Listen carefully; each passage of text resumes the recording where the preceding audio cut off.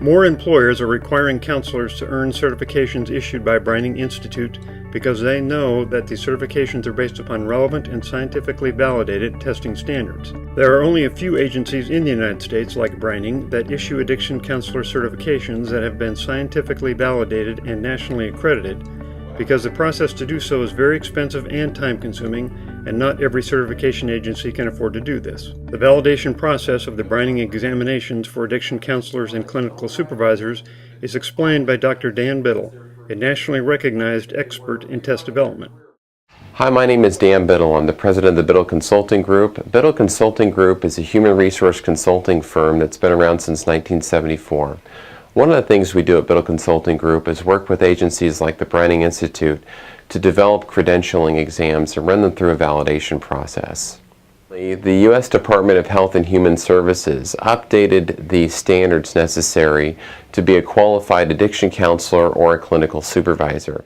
This set of standards really served as the foundation for our exam development and certification process. The next step was to develop curriculum that were based upon the federal standards. The curriculum consists of 3 books representing several hundreds of pages that includes information necessary for an addiction counselor to start on the first day of the job and be a qualified worker. From that curriculum, we worked with Breining Institute to develop a set of over 800 test items that were designed to measure the breadth of that curriculum. The next step in the process was to work with a national survey of over 200 subject matter experts from around the nation. These subject matter experts represented private practice, public practice, and educational institutions, and they were asked to weight the different areas of the curriculum to make sure that our tests would be designed to match the importance levels of different areas of the curriculum. After we worked with the national survey to make sure that the different parts of the test would be weighted in accordance to how important those respective areas were on the job, we developed a way to distill the list of 800 items down to a set of 550 items that would be used in the final step in the process.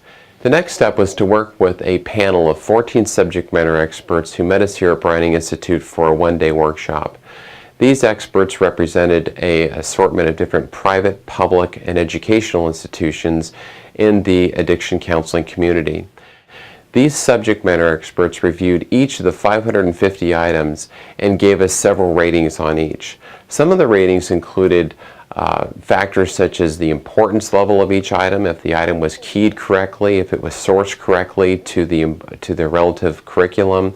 But most importantly, they reviewed each and every item on the test to be sure that the cutoffs on the test, or the final passing score, would be calibrated to the level of skill an addiction counselor would need on the first day of the job.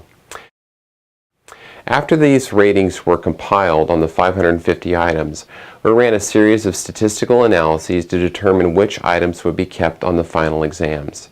This process resulted in a 100-item test being developed for the addiction counselor position and a 70-item exam being developed for the clinical supervisor position. The importance of going through a validation process like the one that we modeled here is really twofold. The first is to make sure that the most important parts of the job are going to be represented on the test. The second is to make sure that the skills and qualifications of the applicants are going to be measured in the most uniform way possible. Employers who use a test that's gone through a validation process like the one that we used here can be assured that the applicants who are licensed or credentialed possess the skills and abilities necessary to do a great job on the first day of employment. Breining Institute wishes to thank Dr. Biddle, the subject matter expert panel members, and the hundreds of addiction professionals around the country who helped us in the development of these examinations. Since 1986, Breining Institute has provided higher education, training, testing, and certification for addiction professionals. Please contact us whenever we may be of assistance.